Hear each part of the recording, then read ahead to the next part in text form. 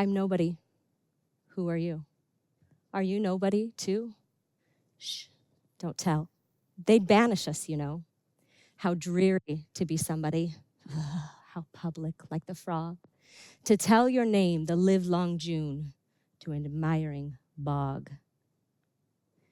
Growing up, I didn't know how different my life was. I knew that my friends didn't experience the things that I did. I knew that my friends didn't understand my experience. What I went through was different. And I knew I was different, but I didn't understand why I was prone to risky behavior, why I was prone to addiction, why I was prone to medical and mental health issues. I didn't understand why I couldn't understand communication or relationships. But the CDC did. You see, in 1995 to 1997, the CDC teamed up with Kaiser Permanente to do a study on what they called adverse childhood experiences and what I call a crappy childhood. And what they found is that your score, it isn't just about the depth of what you experience, but the breadth. How many different things you experience in your childhood that feel hard. And I'm not talking you didn't get the part in the play you wanted. I'm talking your dad drives you to crack houses and says, lock the door. I'm talking not being able to put your fingers in the couch because there could be a needle. I'm talking about hard.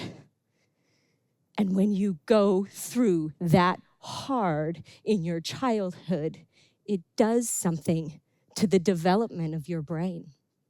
So much so that in this study, they were able to show a correlation, even a percentage, when you have a variety of even up to 4 different things that you've experienced that fall under the category of adverse childhood experiences, they can correlate that with a specific percentage of medical and mental health disparages, difficulties, and even disease, and early mortality rates later in adulthood.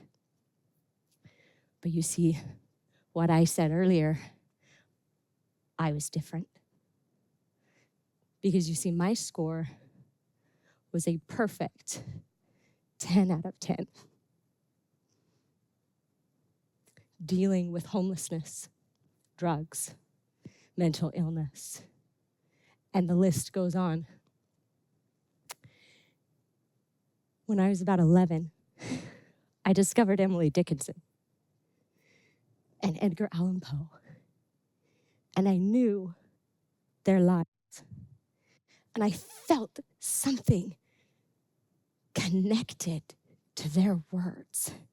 And I felt connected to their experience, and I knew that words could be powerful. And I said, if they can do it, I can do it. And so I did. And I got my hands on anything I could get my hands on related to language, related to storytelling, because there was something in there that was gripping for me. There was something they experienced that they understood my hard. And they were able to express it, and I needed to express it. So it sent me on a journey of storytelling. At first, it was, how can I convey all of the crud that I am going through in my life? How can I get it out in a way that other people can see what they can't see?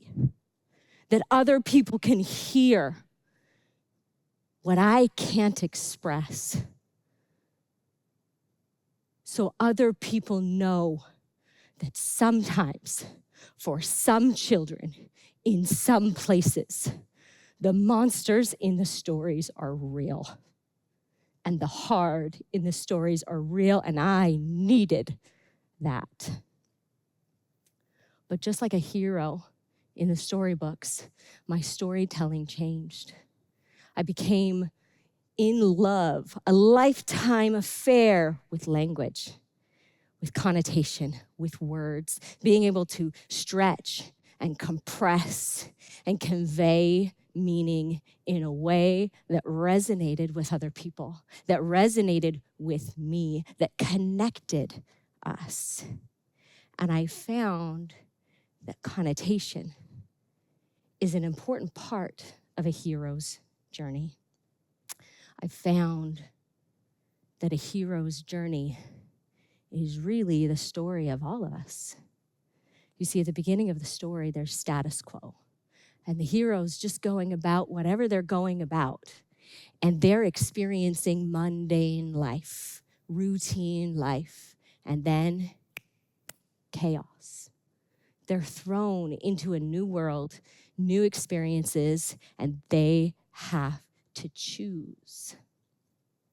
They get to choose. They get to choose to rebuild. They get to choose if they're going on a journey. You see, when I was writing, I learned this thing about heroes, that the ones that just react, oh, there's a storm. Oh, the house fell down. Oh, this happened. They are boring heroes. Nobody reads those stories. People love the stories where the heroes say there's a storm and the house fell down and here are my options and this is what I'm going to choose to do. You see, because life deals you cards, whether it's real life or it's fiction. You are dealt a hand, but you get to choose how you play that hand.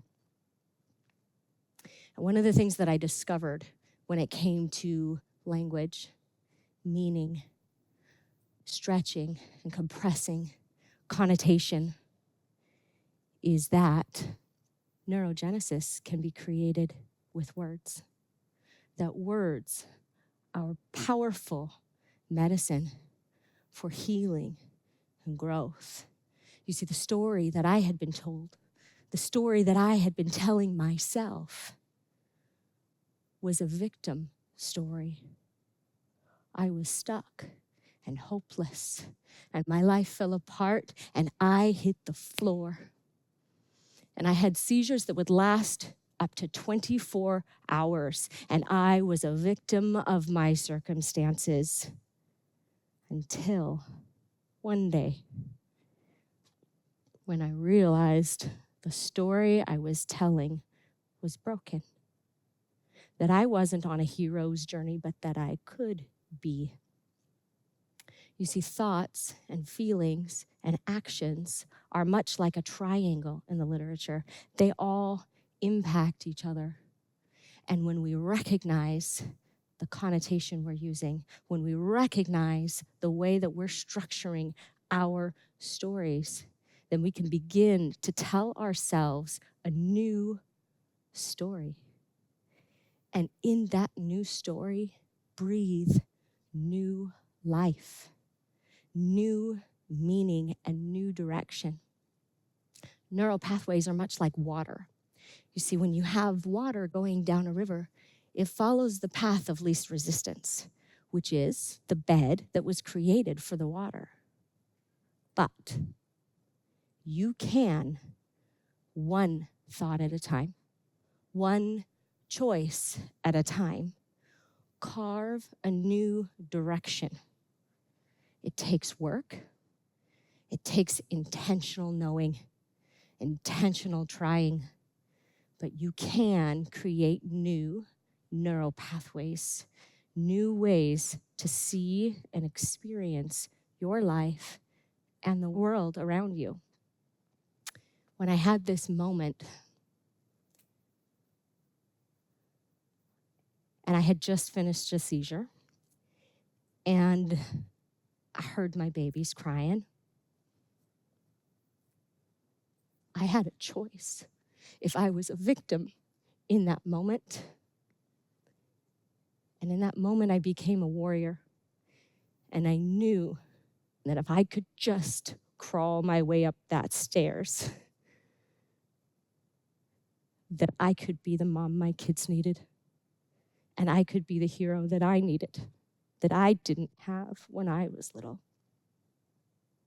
that I could choose something new. The shifts begin slowly. Nothing in life is a magic pill. No one has it. But just like a train that slowly starts to move and then picks up speed as it gets going, you build momentum. Ralph Waldo Emerson says that it's not that the thing itself has changed, but your capacity to do the thing has changed. This is the momentum. This is the change. And when you start to change how you see it, when you start to change the stories you tell yourself, you actually start to change the way your biology, the way your brain interacts with the world, the neurochemicals that your brain produces, the neural pathways that your brain has. And you start to create wellness in a new way, your way. So if you were to stop today, right now, and you were to say, I'm going to write my own story. No one else is going to write it for me. What would your story look like?